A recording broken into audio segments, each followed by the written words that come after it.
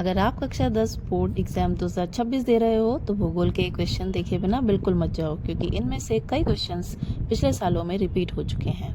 इस वीडियो में मैं भूगोल के 7 चैप्टर्स के सबसे इम्पॉर्टेंट क्वेश्चंस दिखाऊंगी जो एग्जाम में आने के मैक्सिमम चांस रखते हैं।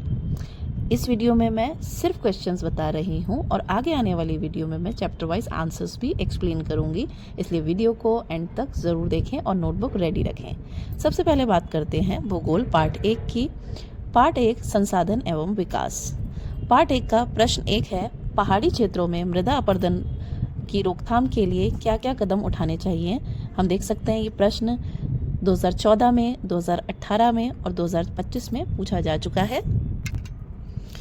ये प्रश्न परीक्षा में कई बार 3 मार्क्स में पूछा जा चुका है।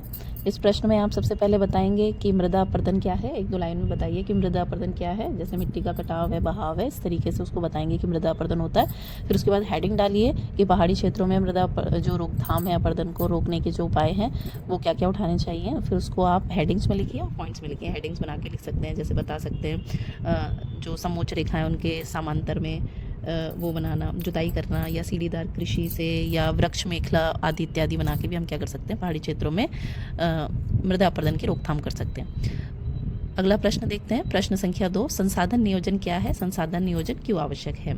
ये प्रश्न जो है ये 2016 में पूछा जा चुका है। ये प्रश्न जो है वो ज़्यादातर हम देख सकते हैं कि 5 मार्क्स में ये प्रश्न पूछा जाता है। तो संसाधन नियोजन क्या मतलब है, यानी कि जैसे आप यहाँ पे बता सकते हैं पहले कि नियोजन क्या है कि वर्तमान और भावी आवश्यकताओं की पूर्ति करते हुए हमें ये ध्यान रखना है कि हम संसाधनों का अच्छे से उपयोग करें। ठीक है, अगले प्रश्न की तरफ पढ़ते हैं। नवीनीकरण योग्य संसाधन तथा अनवीनीकरण योग्य संसाधन से आप क्या समझते हैं, उदाहरण सही समझाइए। तो आप देख सकते हैं ये प्रश्न जो है 2022 में आ चुका है। ये ज़्यादातर आपको 3 मार्क्स में जो प्रश्न है वो पूछने को देखने को मिलेगा। इस प्रश्न से आप देख सकते हैं बहुविकल्पी, निश्चित उत्तरीय प्रश्न, कई तरीके के प्रश्न जो है वो बनते हैं। कई बार आपसे परिभाषाएं पूछ ली जाती हैं, कई बार आपसे उदाहरण पूछ लिए जाते हैं और कई बार आपसे उदाहरण देके पूछ लिया जाता है किस प्रकार का संसाधन है। तो आपको पता होना चाहिए जो नवीनीकरणीय संसाधन है वो कैसे संसाधन है जो आप अगर एक बार प्रयोग करते हैं तो वो पुनः बन सकते हैं। लेकिन जो अनवीकरणीय योग्य संसाधन है ये कैसे संसाधन है, अगर एक बार हमने इनका इस्तेमाल कर लिया तो ये क्या होता है, सदैव के लिए समाप्त हो जाते हैं। जैसे कि आप देख सकते हैं कोयला है, खनिज तेल आदि हैं। प्रश्न संख्या 4 है, प्रौद्योगिकी और आर्थिक विकास के कारण संसाधनों का अति उपयोग कैसे हुआ है। तो आप देख सकते हैं ये प्रश्न जो है 2017 में आ चुका है। ज़्यादातर ये जो प्रश्न है ये आपको 4 मार्क्स में देखने को मिलेगा। इसमें आप बताएंगे कि जो प्रौद्योगिकी है यानी कि जो टेक्नोलॉजी है वो किस तरीके से आर्थिक विकास के कारण संसाधनों का ये दोनों चीज़ों की वजह से, एक तो प्रौद्योगिकी के कारण और जो हमारा डेवलपमेंट हो रहा है, इकोनॉमिक डेवलपमेंट जो हो रहा है उसकी वजह से संसाधनों का उपयोग कैसे बढ़ा है। प्रश्न संख्या 5 है, संसाधनों से आप क्या समझते हैं, संसाधन के संरक्षण के विभिन्न उपाय सुझाइए। ये प्रश्न आपका 2011 और 19 में आ चुका है। इस प्रश्न को आप देखेंगे ज़्यादातर 4 मार्क्स में पूछा जाता है। इसमें आप बताएंगे पहले कि संसाधन किसे कहते हैं। तो कोई भी ऐसी वस्तु जो हमारे लिए उपयोगी हो, हमारी आवश्यकताओं को पूरा करती है, उसे हम क्या कहते हैं, संसाधन कहते हैं। फिर आप यहाँ पे बताएंगे कि संसाधनों का संरक्षण करने का तरीका क्या है, जिससे हम संसाधनों को किस तरीके से बचा के इस्तेमाल करें और किस तरीके से सही तरीके से हम उनको इस्तेमाल करें ताकि हमारे पर्यावरण को किसी भी तरीके का नुकसान ना पहुँचे। अगर आपको ये वीडियो पसंद आ रही है तो वीडियो को लाइक, शेयर और कमेंट करना ना भूलें और चैनल को सब्सक्राइब करना ना भूलें। पार्ट 2 है, वन एवं वन्य जीव संसाधन। प्रश्न संख्या 1, आरक्षित वन, रक्षित वन तथा अवर्गीकृत वन में विभेद कीजिए। इसमें आपको तीनों प्रकार के वनों में अंतर बताना है। ये प्रश्न भी अभी ट्रेंडिंग प्रश्नों में से एक है, कई बार पूछा जा चुका है। अभी रिसेंटली हमने देखा 2024 में भी ये प्रश्न पूछा जा चुका है। ये प्रश्न आपको ज़्यादातर 3 मार्क्स में देखने को मिलता है। आप इनमें कुछ महत्वपूर्ण चीज़ों का ध्यान रखेंगे। जो आरक्षित वन है उसमें पशुओं को चराने और खेती आदि की अनुमति नहीं होती है। रक्षित में आप बता सकते हैं कि कुछ प्रतिबंधों के साथ यहाँ पे अनुमति होती है। और अवर्गीकृत तो वो हो गए जिसमें सरकार और व्यक्ति या समुदायों का क्या होता है, इसमें वही इसका स्वामित्व रखते हैं। प्रश्न संख्या 2 है, भारतीय वनों के ह्रास के कारणों और प्रभावों का वर्णन कीजिए। ये प्रश्न 2019 में आ चुका है। ये प्रश्न आप देखेंगे कि ज़्यादातर 4 मार्क्स में आपको देखने को मिलता है और बहुत बेसिक सा क्वेश्चन है कि वनों का जो ह्रास है, वनों को जो नुकसान हो रहा है, इसमें आपको दोनों चीज़ें बतानी है। इसमें आपको वनों का ह्रास के कारण भी बताने हैं और यहाँ पे प्रभाव भी बताने हैं। तो आप इसमें पहले कारण हेडिंग बताइए, उसके पॉइंट्स लिखिए और उसके बाद प्रभाव बताइए और फिर उसके पॉइंट्स लिखिए। प्रश्न संख्या 3 है, पर्यावरण में गिरावट से आप क्या समझते हैं। आप देख सकते हैं कि ये प्रश्न जो है वो 2020 में आ चुका है। तो इस प्रश्न में भी आप क्या करेंगे, पहले हेडिंग डालेंगे पर्यावरण में गिरावट के कारण और फिर उसके बाद आप बताएंगे कि ऐसे कौन से प्रमुख कारण हैं जिसकी वजह से क्या हो रहा है, हमारे जो पर्यावरण है उसमें हमें गिरावट देखने को मिलती है। अगले प्रश्न की तरफ बढ़ते हैं। प्रश्न संख्या 4, वनों के महत्व पर प्रकाश डालिए तथा वन विनाश रोकने के लिए कोई 4 उपाय बताइए। तो आप देख सकते हैं ये प्रश्न 2016 में पूछा जा चुका है। बहुत इंपॉर्टेंट टॉपिक है, हिंदी में भी कई बार ऐसे लिखने को आ जाता है, वनों का महत्व। तो यहाँ पे आपको 2 चीज़ें बतानी है कि एक तो इनका महत्व क्या है, आप महत्व बता सकते हैं, जैसे ऑक्सीजन देते हैं ये हमें, बहुत सारी ऐसी वस्तुएं हैं जो हमें यहाँ से प्राप्त होती हैं, कच्चा माल देना, और इसके अलावा पर्यटन के लिए भी बहुत ज़्यादा ज़रूरी है। और इसके अलावा आप देख सकते हैं कि पर्यावरण को संतुलन बनाने में भी इनका बहुत महत्वपूर्ण, बहुत ज़्यादा योगदान है। और साथ ही साथ आपको इस प्रश्न में एक और चीज़ बतानी है, वो है वन विनाश रोकने के लिए कोई 4 उपाय बताइए। तो आपसे पूछा जा सकता है कि 4 बताइए, या आपको सिंपली भी पूछा जा सकता है कि वन विनाश के रोकने के उपाय बताइए। तो यहाँ पे आप क्या करेंगे, इसके उपाय बताएंगे, जैसे वनों का विस्तार करना या वन संरक्षण आदि इत्यादि करना। प्रश्न संख्या 5 है, जैव विविधता का अर्थ तथा मानव जीवन में इसका महत्व बताइए। ये प्रश्न 2012 में आ चुका है, और आप देखेंगे ये प्रश्न जो है वो ज़्यादातर आपको 3 मार्क्स में देखने को मिलता है। यहाँ पे आप बताएंगे जैव विविधता जो आपको देखने को मिलती है, जैसे जीव जगत है और प्राणी जगत है, इसमें इसकी प्रजातियों में, इसकी किस्मों में जो आपको अंतर देखने को मिलता है, जो विविधता देखने को मिलती है, वही क्या होती है, जैव विविधता। और ये मानव जीवन में इसका महत्व क्या है, तो हमारी अलग अलग आवश्यकताओं की पूर्ति के लिए हमें दोनों की आवश्यकता होती है, तो महत्वपूर्ण है। इस तरीके से आप बताएंगे। इधर मैं इस वीडियो में सिर्फ क्वेश्चंस डिस्कस कर रही हूँ, आप मुझे कमेंट में ज़रूर बताइए कि क्या आप इन क्वेश्चंस के आंसर भी अगर चाहते हैं तो मैं इसके लिए एक सेपरेट वीडियो लेके आऊँगी। पार्ट 3, जल संसाधन। इधर हम देख सकते हैं पहला क्वेश्चन है, जल दुर्लभता क्या है और इसके मुख्य कारण क्या हैं। तो आप देख सकते हैं ये जो प्रश्न है 2011 में, 13 में और 15 में आ चुका है। ज़्यादातर ये जो प्रश्न है ये 3 मार्क्स में पूछा जाता है। तो पहले आप यहाँ बताएंगे कि जो जल दुर्लभता है वो क्या है और फिर उसके कारण क्या है। तो जल दुर्लभता में आप बता सकते हैं, पहले थोड़ा सा इंट्रोडक्शन देंगे कि भारत में, या सॉरी पृथ्वी में कितना % पार्ट जो है वो पानी से घिरा हुआ है, और सबसे ज़रूरी चीज़ कि जल अपने आप में एक नवीकरणीय योग्य संसाधन है, उसके बाद भी इसकी दुर्लभता हमें देखने को मिलती है। अगले प्रश्न की तरफ बढ़ेंगे, बहुउद्देशीय नदी परियोजना क्या है, इनसे क्या लाभ है। तो आप देख सकते हैं ये प्रश्न जो है बहुत महत्वपूर्ण प्रश्न है, कई बार पूछा जा चुका है 2014, और उसके अलावा भी ये प्रश्न हमें कई बार देखने को मिला है, प्री बोर्ड्स वगैरह में भी ये प्रश्न आता रहता है, बहुउद्देशीय नदी परियोजना, और ये एक ट्रेंडिंग टॉपिक में से एक है, इसको ज़रूर तैयार कर लेंगे। इस प्रश्न को आप देख सकते हैं 3 मार्क्स में पूछा जाता है, जैसे इसका नाम है बहुउद्देशीय नदी परियोजना। पहले आप बताएंगे, तो उसमें आप बता सकते हैं बहुत सारे उद्देश्यों की पूर्ति करने वाली ये जो योजनाएँ हैं वो बनाई जाती हैं। और इस पर एक क्वेश्चन और आपसे पूछा जा सकता है कि ये जो बहुउद्देशीय नदी घाटी परियोजनाएँ हैं, इसको किसने आधुनिक भारत के तीर्थ और मंदिर कहा था। तो किसने कहा था, हमारे जो प्रथम प्रधानमंत्री थे पंडित जवाहरलाल नेहरू, उन्होंने इसको क्या कहा है, आधुनिक भारत के मंदिर भी कहा है। और इसमें आपको इनके लाभ भी बताने हैं कि ये किस तरीके से हमें लाभ देते हैं। प्रश्न संख्या 3 है, राजस्थान के अर्ध शुष्क क्षेत्रों में वर्षा जल संग्रहण किस प्रकार किया जाता है, व्याख्या कीजिए। ये आप देख सकते हैं 2023 में और 25 में ये प्रश्न पूछा जा चुका है। यहाँ पे आपको बताना है कि राजस्थान के जो अर्ध शुष्क क्षेत्र हैं वहाँ पे वर्षा का जल संग्रहण किस प्रकार किया जाता है। तो आप देखते हैं कि जो जल संग्रहण है, पानी को बचाने के जो तरीके हैं, अलग अलग क्षेत्रों में अलग अलग वहाँ की फिजिकल फीचर्स के हिसाब से हम देखते हैं कि अलग अलग क्षेत्रों में क्या होता है, अलग अलग तरीके से वर्षा जल संग्रहण किया जाता है। तो राजस्थान में मुख्यतः हम देखते हैं टैंक या टंका जो है वो घरों में बनाए जाते हैं। प्रश्न संख्या 4 है, वर्षा जल संग्रहण किसे कहते हैं, जल दुर्लभता में यह कैसे उपयोगी है। यहाँ पे 2 प्रश्न आपसे पूछे गए हैं, पहले आप बताएंगे परिभाषा, वर्षा जल संग्रहण किसे कहते हैं, और फिर उसके बाद जो पानी की कमी हो रही है उसमें वर्षा जल संग्रहण जो है वो कैसे उपयोगी हो सकता है। ये प्रश्न कई बार पूछा जा चुका है, 2010 में पूछा गया है, 16 में, 14 में और 18 में पूछा जा चुका है। ये प्रश्न आपको लॉन्ग में, यानी कि जो दीर्घ उत्तरीय प्रश्न होते हैं 4 नंबर वाले, उन प्रश्नों में देखने को मिलता है। इसमें आप बता सकते हैं कि अलग अलग क्षेत्रों में, जैसे पहाड़ी क्षेत्रों में आप बता सकते हैं गुलकुल बनाए जाते हैं, या अभी आपने पिछले प्रश्न में देखा राजस्थान में किस तरीके से वर्षा जल संग्रहण किया जाता है, ये आप बता सकते हैं। अगले प्रश्न की तरफ बढ़ते हैं। प्रश्न संख्या 5, जल प्रदूषण क्या है, इसे दूर करने के उपाय सुझाइए। तो जल प्रदूषण क्या है, पहले ये बताएंगे और फिर इसके उपाय बताएंगे। ये प्रश्न कई बार पूछा जा चुका है, बेसिक क्वेश्चन है, 2011 में, 19 में और 2016 में। ज़्यादातर आप देखेंगे इस प्रश्न को 4 मार्क्स में पूछा जाता है। प्रश्न संख्या 6 है, बताइए कि परंपरागत वर्षा जल संग्रहण की पद्धतियों को आधुनिक काल में अपनाकर जल संरक्षण एवं भंडारण किस प्रकार किया जा रहा है। ट्रेंडिंग टॉपिक है, 2024 में आ चुका है। यहाँ पे आप बताएंगे कि वर्षा जल संग्रहण की जो पुरानी पद्धतियाँ थी, यानी कि जो पुराने समय में वर्षा जल संग्रहण बारिश के पानी को इकट्ठा करने की जो टेक्निक्स यूज़ की जाती थी आजकल उसको, तो उसी को ही हमने क्या किया, थोड़ा सा उसमें चेंजेस करके आज हम जो टेक्निक यूज़ कर रहे हैं अलग अलग क्षेत्रों में, वो भी किससे प्रेरित हुई हैं, जो पुरानी टेक्निक यूज़ की जाती थी।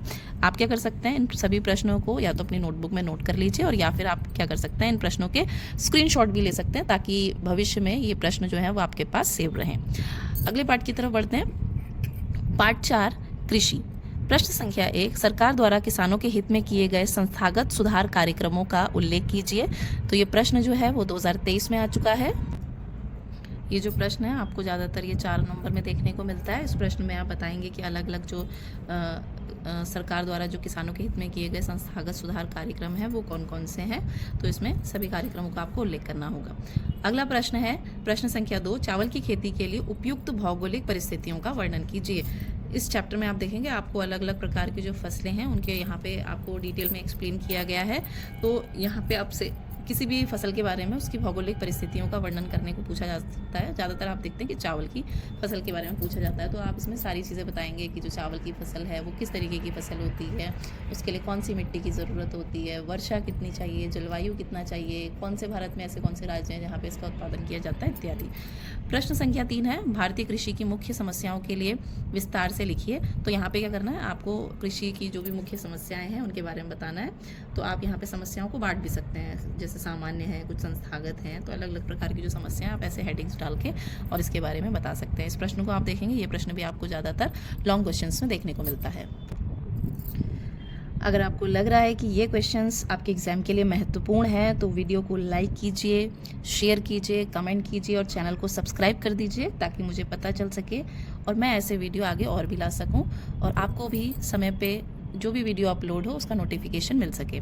पार्ट 5 है, खनिज तथा ऊर्जा संसाधन। प्रश्न संख्या 1, वर्तमान समय में ऊर्जा के गैर परंपरागत साधनों के महत्व को स्पष्ट कीजिए। तो आप देख सकते हैं ये जो प्रश्न है 2017 में पूछा जा चुका है। इस प्रश्न को आप देखेंगे ज़्यादातर 3 मार्क्स में ये प्रश्न पूछा जाता है। यहाँ पे आप बताएंगे कि क्योंकि ऊर्जा के 2 तरीके के स्रोत होते हैं, एक परंपरागत होते हैं जो बहुत पुराने समय से हम यूज़ करते हुए आ रहे हैं, और एक गैर परंपरागत होते हैं। तो आपको यहाँ पे गैर परंपरागत के जो महत्व है वो बताना है। प्रश्न संख्या 2 है, ऊर्जा संसाधनों का संरक्षण भारत में क्यों आवश्यक है, कोई 3 कारण बताइए। तो यहाँ पे बताएंगे आप ऊर्जा संसाधन के बारे में आपको बताना है कि संरक्षण क्यों आवश्यक है, 3 कारण देंगे। इसको आप देख सकते हैं 2017 में ये प्रश्न पूछा जा चुका है। 3 मार्क्स में ये प्रश्न ज़्यादातर पूछा जाता है। प्रश्न संख्या 3, आप ऐसे क्यों सोचते हैं कि भारत में सौर ऊर्जा का भविष्य उज्जवल है, स्पष्ट कीजिए। ट्रेंडिंग क्वेश्चन है, कई बार पूछा जा चुका है, रिसेंटली भी 2024 में ये प्रश्न पूछा जा चुका है। 3 मार्क्स में ये प्रश्न पूछा जाता है। यहाँ पे आप बताएंगे कि जो सौर ऊर्जा है उसका भविष्य उज्जवल क्यों है। प्रश्न संख्या 4 है, भारत में लौह अयस्क के उत्पादन पर संक्षेप में लिखिए। ये 2020 में आ चुका है। इस प्रश्न को आप देखेंगे ज़्यादातर 4 मार्क्स में आपको देखने को मिलता है। यहाँ पे आपको लौह अयस्क के उत्पादन के बारे में बताना है। अगला प्रश्न है, भारत में कोयले के वितरण का वर्णन कीजिए। 2020 में ये प्रश्न पूछा जा चुका है। ये प्रश्न ज़्यादातर लॉन्ग क्वेश्चन में पूछा जाता है। कोयले का वितरण आपको बताना है कि किन किन राज्यों में, किन किन बेल्ट्स में जो कोयला है उसका वितरण हमें देखने को मिलता है। प्रश्न संख्या 6 है, प्राकृतिक गैस और बायोगैस में अंतर कीजिए। इसमें आप कॉलम बना के बताएंगे प्राकृतिक गैस के बारे में और बायोगैस के बारे में। ये 3 मार्क्स में ये प्रश्न आया हुआ है 2015 में, और कई बार आपसे ये जो प्रश्न है वो शॉर्ट क्वेश्चन में पूछा जाता है। तो 3-3 पॉइंट्स आप दोनों के बारे में बता सकते हैं। इन प्रश्नों का आप स्क्रीनशॉट ले लीजिए, ताकि आपके पास ये जो प्रश्न हैं वो सेव रहें जब आपको पढ़ने हों। और अगर आपको ये वीडियो पसंद आ रहा है तो कमेंट में ज़रूर बताइए कि क्या आप इन प्रश्नों की एक्सप्लेनेशन चाहते हैं, ताकि मैं आगे आने वाली जो वीडियो है उसमें क्या करूं, इनके जो आंसर्स हैं उनकी एक्सप्लेनेशन की वीडियो लेके आऊँ। पार्ट 6 है, विनिर्माण उद्योग। प्रश्न संख्या 1, उद्योग पर्यावरण को कैसे प्रदूषित करते हैं। ये प्रश्न आप देखेंगे 2022 में आ चुका है। इस प्रश्न को आप देखेंगे, जो प्रश्न है ये ज़्यादातर 3 मार्क्स में आपसे पूछा जाता है। इसमें आपको बताना है कि जो उद्योग हैं वो पर्यावरण को किस तरीके से प्रदूषित करते हैं। प्रश्न संख्या 2 है, भारत में अधिकांश लोहा तथा इस्पात उद्योग छोटा नागपुर के पठारी क्षेत्र में क्यों केंद्रित हैं, ये आपको बताना है। 2022 में ये प्रश्न पूछा जा चुका है। इस प्रश्न को भी आप देखते हैं कि ये ज़्यादातर लघु उत्तरीय जो प्रश्न है उनमें पूछा जाता है। प्रश्न संख्या 3 है, भारत में कृषि पर आधारित प्रमुख उद्योगों के नाम लिखिए और इनका महत्व भी आपको स्पष्ट करना है। 2017 में ये प्रश्न पूछा जा चुका है। ये प्रश्न आपको ज़्यादातर लॉन्ग क्वेश्चंस में देखने को मिलता है। प्रश्न संख्या 4 है, उद्योगों द्वारा पर्यावरण निम्नीकरण को कम करने के लिए उठाए गए विभिन्न उपायों की चर्चा कीजिए। 2023 में पूछा गया है ये प्रश्न, और ये प्रश्न भी आप देखते हैं ज़्यादातर लॉन्ग में पूछा जाता है। प्रश्न संख्या 5, विनिर्माण उद्योग को आर्थिक विकास की रीढ़ क्यों कहा जाता है? ये प्रश्न 2012 में पूछा जा चुका है, और ये प्रश्न भी आप देखते हैं ज़्यादातर लॉन्ग में पूछा जाता है। प्रश्न संख्या 6 है, महाराष्ट्र और गुजरात में सूती वस्त्र उद्योग के केंद्रीकरण के प्रमुख कारणों को स्पष्ट कीजिए। तो इसको आप देख सकते हैं, ये जो प्रश्न है ये कब पूछा जा चुका है? 2012 में ये प्रश्न भी पूछा जा चुका है, और ये प्रश्न भी आप देखेंगे ज़्यादातर 4 मार्क्स में ये प्रश्न जो है वो पूछा जाता है। परीक्षा की दृष्टि से जो हमारा लास्ट चैप्टर है वो बहुत ही इम्पॉर्टेंट है, तो इसलिए वीडियो के एंड तक बने रहिए। पार्ट 7, राष्ट्रीय अर्थव्यवस्था की जीवन रेखाएं। परीक्षा की दृष्टि से ये चैप्टर बहुत ही इम्पॉर्टेंट है, और इसमें बहुत सारे क्वेश्चंस हैं जो रिपीटेडली पिछले सालों में पूछे जा चुके हैं। प्रश्न 1, राष्ट्रीय राजमार्ग, राज्य राजमार्ग तथा जिला राजमार्ग से क्या अभिप्राय है? स्पष्ट कीजिए। तो यहाँ पे आप देख सकते हैं जो प्रश्न है ये रिसेंटली अभी 2025 में पूछा जा चुका है। ये प्रश्न आप देखेंगे ज़्यादातर शॉर्ट क्वेश्चंस में ये प्रश्न पूछा जाता है। यहाँ पे आपको तीनों प्रकार के जो राजमार्ग हैं पहले उनकी परिभाषा बताइए, और फिर ये कहाँ से कहाँ तक जोड़ते हैं, यानी कि जिलों को जोड़ते हैं या राज्य हैं उनको जोड़ते हैं, इस तरीके से आप बताएंगे। दूसरा है, स्वर्णिम चतुर्भुज महाराजमार्ग से जुड़ने वाले 4 प्रमुख नगरों के नाम लिखिए। इस प्रश्न को आप देख सकते हैं 2011 में, 12 में और 15 में पूछा जा चुका है। इसको आप देखते हैं शॉर्ट में पूछा जाता है। इधर आप सिर्फ नगरों के नाम ना लिख के बल्कि पूरा ये स्वर्णिम चतुर्भुज महाराजमार्ग, गोल्डन जो क्वाड्रिलेटरल है हमारा, उसके बारे में आप बताएंगे, और उसके बाद बताएंगे कि कौन से नगरों को ये जोड़ता है। प्रश्न संख्या 3 है, रेल परिवहन कहाँ पर अत्यधिक सुविधाजनक परिवहन साधन है तथा क्यों? इसमें आपको रेल परिवहन की उपयोगिता बतानी है। 2024 में जो प्रश्न है ये 3 मार्क्स में पूछा जा चुका है।